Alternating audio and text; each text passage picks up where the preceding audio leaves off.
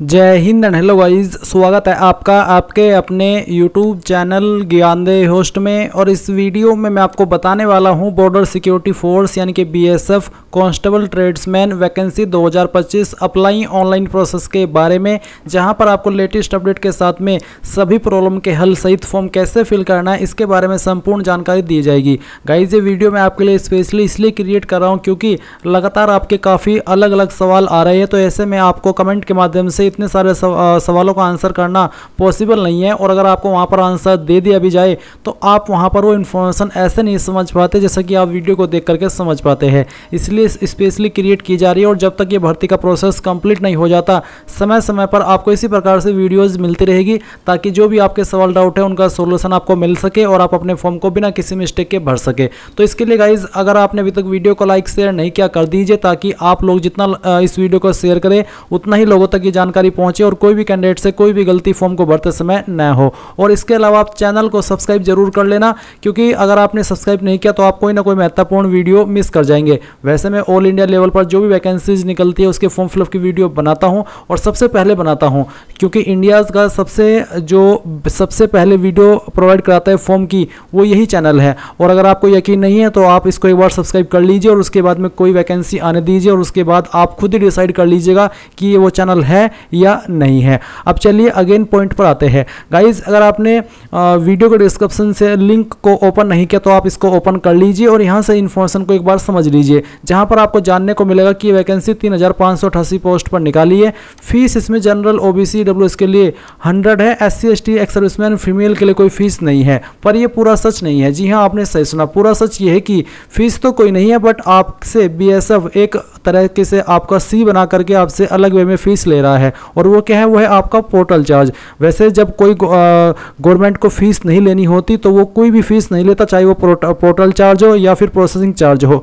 But यहाँ पर आपसे 59 रुपीज़ अलग से पोर्टल चार्ज के रूप में या फिर प्रोसेसिंग चार्ज के रूप में लिया जा रहा है, जिसका मतलब ये हो जाता है कि जनरल OBC EWS को 159 रुपये फीस पे करनी पड़ रही है और SC ST ex serviceman female को 59 रुपये फीस पे करनी पड़ रही है। आपके लिए तो फीस ही है, चाहे आप उसको पोर्टल चार्ज बोल दे या फिर प्रोसेसिंग चार्ज बोल दे, क्योंकि ली तो जा रही है आपसे एक अमाउंट ही। तो ये चीज़ मैंने आपको यहाँ पर पहले ही क्लियर कर दी, ताकि जब आप फॉर्म को भरे वहाँ पर देखें कि यार मेरे सामने तो फीस आ रही है बट आपने बताया था या मैंने बताया था कि फीस नहीं है, तो इसलिए मैंने आपको अच्छे से क्लियर कर दिया है।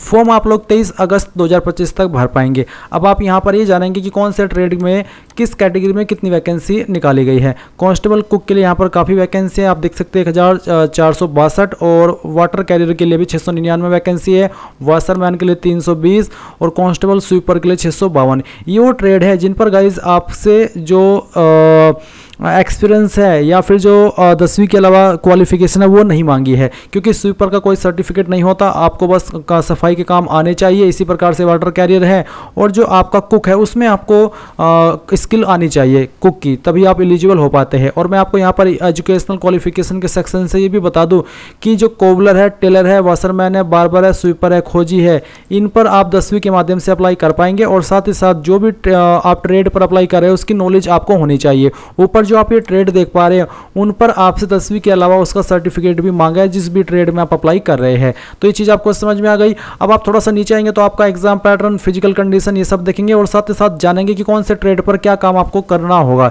जैसे कि स्वीपर पर आपको स्वीपिंग यानी कि सफाई, क्लीनिंग ऑफ टॉयलेट को साफ करना और बाथरूम को साफ करना, यही काम आपको करके दिखाने हैं जो कि कोई भी कर लेता है।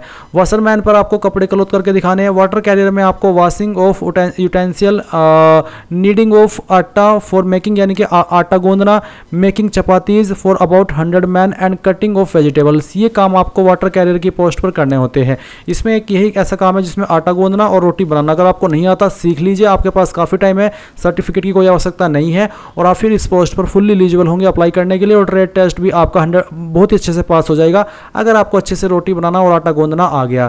तो ये चीज़ समझ में आ गई। अब आप आपका एग्जाम पैटर्न और सिलेबस यहाँ से चेक कर लेंगे। अब गाइस अगर आप जिस भी पोस्ट पर अप्लाई करने के लिए एलिजिबल है यानी कि ट्रेड पेपर। तो अब आप कैसे अप्लाई करेंगे वो जान लीजिए। आप इंपॉर्टेंट लिंक के सेक्शन में आएंगे और अप्लाई ऑनलाइन लिंक ओपन करेंगे। अब गाइज आपके सामने यहाँ पर बीएसएफ की ऑफिशियल वेबसाइट आ जाएगी और यहाँ पर आ जाने के बाद में आपको कैंडिडेट लॉगिन इसके ऊपर क्लिक करना है। इसके ऊपर क्लिक करने के बाद आपके सामने लॉगिन का पेज आएगा। अब मैं आपको बता दूं कि अगर आपने इस वेबसाइट का इस्तेमाल करके पिछले 3-4 साल के अंदर कोई फॉर्म भरा है, जब से ये वेबसाइट लॉन्च हुई है, तो आपका अकाउंट बना हुआ है। आप इसमें न्यू रजिस्ट्रेशन नहीं करेंगे, आपको पुरानी इन्फॉर्मेशन का इस्तेमाल करके ही लॉगिन करना होगा, जिसमें कि आप आपकी रजिस्टर्ड ईमेल आईडी या फिर मोबाइल नंबर डालेंगे और जो पासवर्ड आपने उस वक्त बनाया था रजिस्ट्रेशन करते समय वो यहाँ पर डालेंगे और फिर आई एम नॉट रोबोट के ऊपर क्लिक करके लॉगिन कर लेंगे।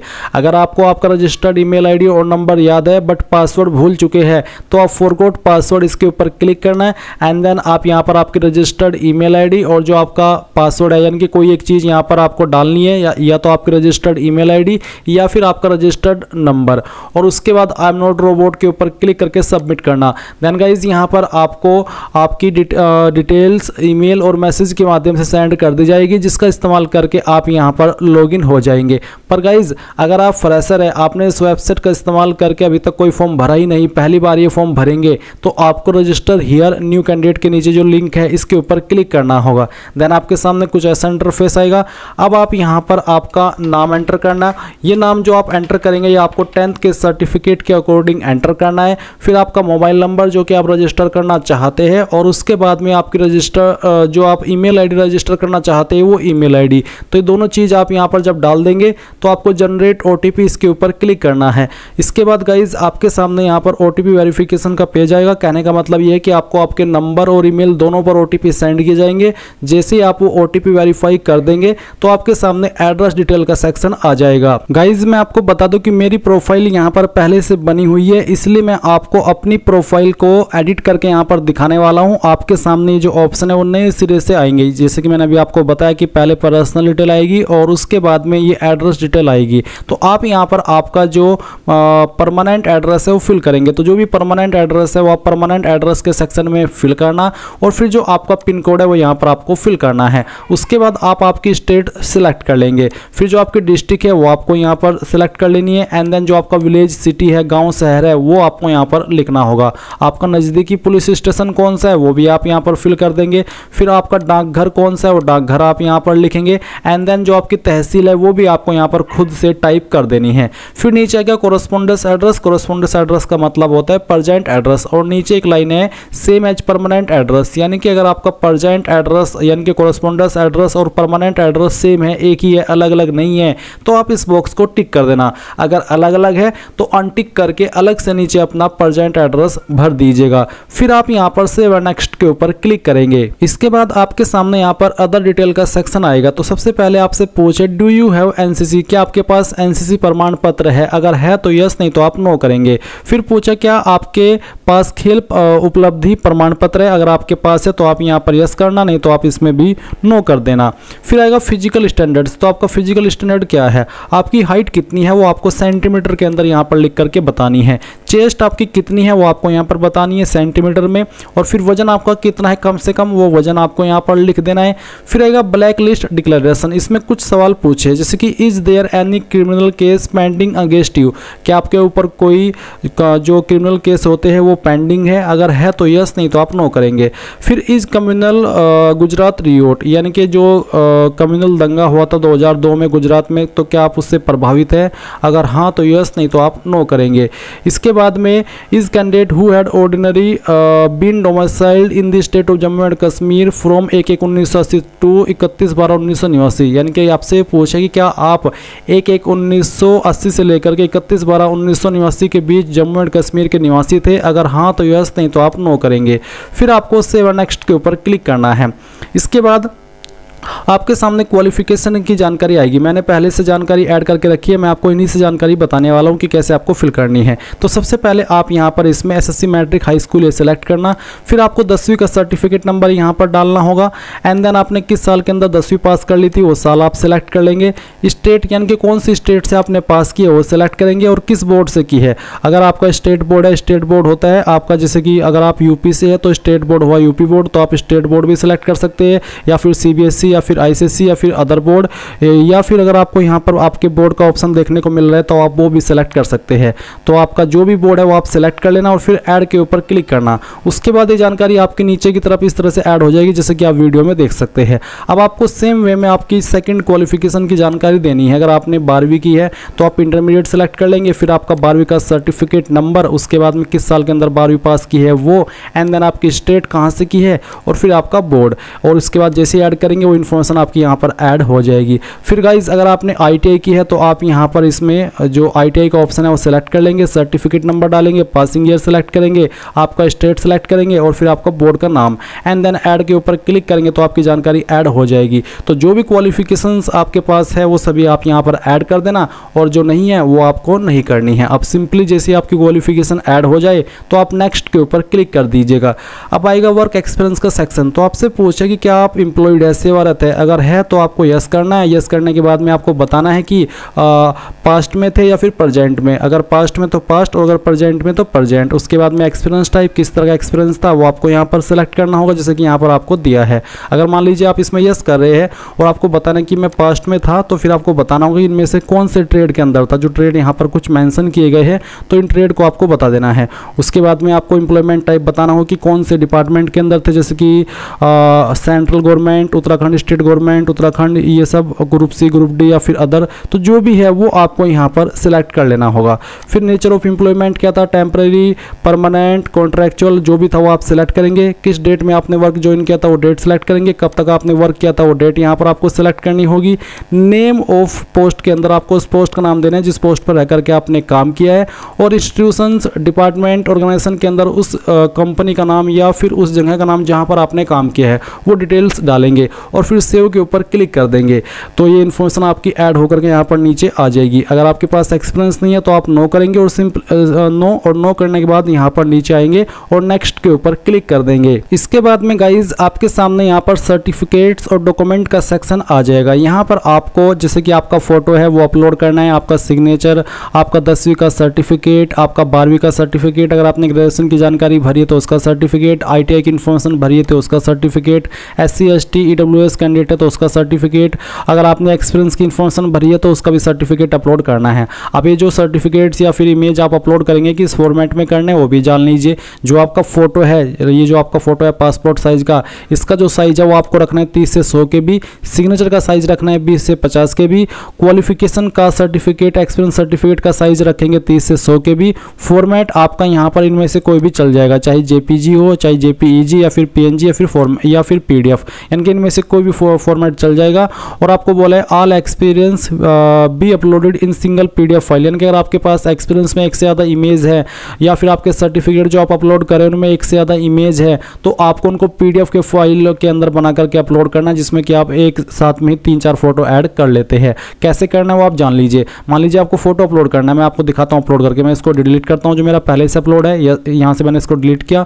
डिलीट करने के बाद मैं अपलोड फोटो के ऊपर क्लिक करता हूँ। इसके बाद में आप ड्रॉप फाइल्स टू अपलोड के ऊपर क्लिक करेंगे और फिर गाइस जो आपका फोटो है जो आपको अपलोड करना है वो फाइल आप यहाँ पर सेलेक्ट करेंगे। तो चलिए मैं इस फाइल को सिलेक्ट करता हूँ, ओपन करता हूँ, फाइल यहाँ पर इस तरह से आएगी और आपका फोटो यहाँ पर इस तरह से आ जाएगा। अगर आपका इमेज है और 2-3 इमेज है, मान लीजिए ITI के सर्टिफिकेट में या फिर 10वीं में ही मार्कशीट अलग है और आपका जो सर्टिफिकेट है वो अलग है, तो आप उसको कैसे PDF फाइल में बनाएंगे वो आप समझ लीजिए। आप गूगल के अंदर आना, सर्च करना इमेज टू PDF, ये जो आपने सर्च किया पहले वाली वेबसाइट आएगी, इसको ओपन कर लेना, फिर सेलेक्ट JPG इमेजेस इसके ऊपर क्लिक करना और जो आपकी 10वीं है या फिर जो आपका एक्सपीरियंस सर्टिफिकेट है, यानी कि मान लीजिए एक जगह पर आपको 2-3 चीज़ें अपलोड करनी है और वो PDF के फॉर्मेट में ही हो सकते हैं, तो जो भी आपके इमेजेस है वो आप सिलेक्ट कर लेना, जो भी है 2-3, और फिर इनको ओपन करना, इस तरह से आएंगे, कन्वर्ट टू PDF करना, ये फाइल आपकी PDF के अंदर कन्वर्ट होगी। डाउनलोड PDF के ऊपर क्लिक करना और उसके बाद में जहाँ पर जिस डॉक्यूमेंट्स को आप अपलोड कर रहे हैं वो डॉक्यूमेंट्स के सेक्शन पर क्लिक करना और इस फाइल को अपलोड कर देना। सिंपली अपलोड हो जाएगी अगर दिए गए साइज के अंदर होगी। अगर आपको साइज में कोई प्रॉब्लम आए आप कमेंट के माध्यम से पूछ लेना, मैं एक स्पेशल वीडियो उसके बारे में भी आपके लिए बना दूंगा कि कैसे आपको साइज को एडजस्ट करना है और कैसे आपको मेनली फोटो सिग्नेचर को अपलोड करना होगा। अब जैसे ही ये फाइल्स आपकी अपलोड हो जाए आप यहाँ पर टिक करेंगे और सेव एंड नेक्स्ट के ऊपर क्लिक कर देंगे। इसके बाद गाइज आपके सामने यहाँ पर जो आपकी प्रोफाइल क्रिएशन है वो कंप्लीट हो जाएगी। प्रोफाइल क्रिएशन कंप्लीट हो जाने के बाद में आप यहाँ पर इसमें रिक्रूटमेंट ओपनिंग्स के सेक्शन में आएंगे और रिक्रूटमेंट ओपनिंग्स के सेक्शन में आने के बाद आप यहाँ पर देखेंगे कांस्टेबल ट्रेड्समैन की वैकेंसी दी गई है। अब आप अप्लाई हियर इसके ऊपर क्लिक करेंगे। फिर आप यहाँ पर सिलेक्ट पोस्ट यानी कि किस पोस्ट पर आपको अप्लाई करना है वो पोस्ट सिलेक्ट कर लेनी है। यहाँ पर आपको काफ़ी सारी पोस्ट देखने को मिल रही है जो भी यहाँ पर अवेलेबल है। अब आपको इनमें से जिस भी पोस्ट पर अप्लाई करना है वही आपको यहाँ पर सिलेक्ट कर लेनी है। चलिए एग्जांपल के लिए मैं ये सिलेक्ट कर लेता हूँ। अब ये सिलेक्ट करने के बाद में आप जिस पोस्ट पर अप्लाई कर रहे हैं उस पर अप्लाई करने के लिए जो एलिजिबिलिटी है वो दी गई है। तो यहाँ पर पूछा है मैट्रिकुलेशन और equivalent from a recognised board, तो मैं यहाँ पर इसमें यस कर देता हूँ क्योंकि इसमें 10वीं या उसके बराबर की योग्यता चाहिए। फिर पूछा है must be proficient in respective trade, जो भी ट्रेड आप सिलेक्ट किए हो उसमें आपको अच्छे से नॉलेज होनी चाहिए, आप उसमें प्रोफिशिएंट होने चाहिए, तो मैं यहाँ पर यस कर देता हूँ कि मैं हूँ। फिर आता है must qualified trade test in the respective trade conducted by recruitment board, आपको ये जो ट्रेड टेस्ट है वो आपका क्वालिफाई करना होगा। अब मैं यहाँ पर इसमें भी यस कर देता हूँ। फिर आएगा फिजिकल स्टैंडर्ड, तो आपको यहाँ पर फिजिकल कैटेगरी देखने को मिलेगी। तो आपकी फिजिकल कैटेगरी क्या है, जनरल है या फिर कैंडिडेट्स बिलोंगिंग टू एसटी, अगर आप एसटी से बिलोंग करते हैं किसी भी स्टेट की स्टेट से या फिर किसी भी यूनियन टेरिटरी से या फिर डिस्ट्रिक्ट से, तो आप ये सेकंड वाला ऑप्शन सेलेक्ट करेंगे। इसके बाद आप यहाँ पर देखेंगे जो नॉर्थ ईस्ट से आते हैं इन जगह से, तो आप ये वाला ऑप्शन सेलेक्ट करेंगे, या फिर आप यहाँ पर इनसे आते हैं जो यहाँ पर आपको नीचे दी गई है, तो आप ये लास्ट ऑप्शन सेलेक्ट कर सकते हैं। बट अगर आप इन चीज़ों के अलावा एक नॉर्मल कैंडिडेट है तो आपको यहाँ पर कैंडिडेट्स बिलोंगिंग ये जो ऑप्शन है जनरल का वो सेलेक्ट कर लेंगे। फिर आपकी हाइट डालेंगे सेंटीमीटर के अंदर, आपकी चेस्ट डालेंगे और आपका वेट यहाँ पर लिख देंगे। उसके बाद आपको आपका निवास प्रमाण पत्र भी अपलोड करना है। गाइस यहाँ पर आपको निवास प्रमाण पत्र अपलोड करने को बोला है, तो जो भी आपका डोमिसाइल है वो आप यहाँ पर फाइल सेलेक्ट करेंगे और उसको अपलोड कर देंगे। आप ड्रॉ फाइल्स टू अपलोड के ऊपर क्लिक कीजिए और आपकी फाइल सेलेक्ट कर लीजिए। जैसे आप फाइल सेलेक्ट करेंगे अगर वो दिए गए साइज के अंदर होगी तो वो यहाँ पर फाइल इस तरह से अपलोड हो जाएगी और फिर आप सेव एंड नेक्स्ट के ऊपर क्लिक करना। अब गाइज जो भी जानकारी आपने शुरू से लेकर अभी तक भरी है वो सभी आपके सामने आएगी। सभी जानकारी चेक करने के बाद आप नीचे की तरफ आकर के पहले इसमें लिखेंगे कि कहां से आप फॉर्म भर रहे हैं। आप यहां पर आपकी ना स्टेट का नाम लिखेंगे ना आप खुद का नाम लिखेंगे, आपको लिखना है आपकी सिटी का नाम जहां से आप फॉर्म भर रहे हैं। और गाइस देख लीजिए यहां पर आपको आपका सेंटर प्रेफरेंस देनी है कि कहां पर आप आपका एग्जाम सेंटर रखना चाहते हैं। फिर आएगा आपका फीस का अमाउंट, और क्योंकि SC/ST के लिए कोई फीस नहीं है बट फिर भी यहाँ पर पहले तो इसमें 47 रुपीज़ लिया जाता था पोर्टल चार्ज, अब इन्होंने वो 59 कर दिया है। एक अच्छा तरीका है इस तरह से पैसे लेने का। अब चलिए क्या कर सकते हैं, देना पड़ेगा आपको। अब यहाँ पर नीचे आप आएंगे और पे नाउ इसके ऊपर क्लिक करेंगे, यहाँ से अग्री एंड पे इसके ऊपर क्लिक करेंगे और उसके बाद आपको पेमेंट के पेज पर ट्रांसफ़र कर दिया है। अब आपकी फ़ीस कार्ड, नेट बैंकिंग या फिर आपका वॉलेट या फिर आपका UPI, इनमें से जिस माध्यम का इस्तेमाल करके जमा करना चाहे कर सकते हैं। जैसे आप यहाँ पर कोई भी एक माध्यम सेलेक्ट करके फीस जमा कर देंगे वो आपकी अपडेट हो जाएगी, तो आप अपने फॉर्म का फाइनल प्रिंट आउट ले पाएंगे। और गाइज इस प्रकार से आप लोग BSF constable tradesman new vacancy 2025 का फॉर्म फिलअप कर पाएंगे। आई होप ये प्रोसेस आपको पसंद आया होगा। मैंने कंप्लीट इन्फॉर्मेशन यहाँ पर आपको दी है। अगर इसके बावजूद कोई सवाल डाउट रह जाए तो आप कमेंट के माध्यम से पूछ लेना, और अगर आपने अभी तक भी वीडियो को लाइक शेयर न किया हो तो कर देना। Thanks for watching. जय हिंद।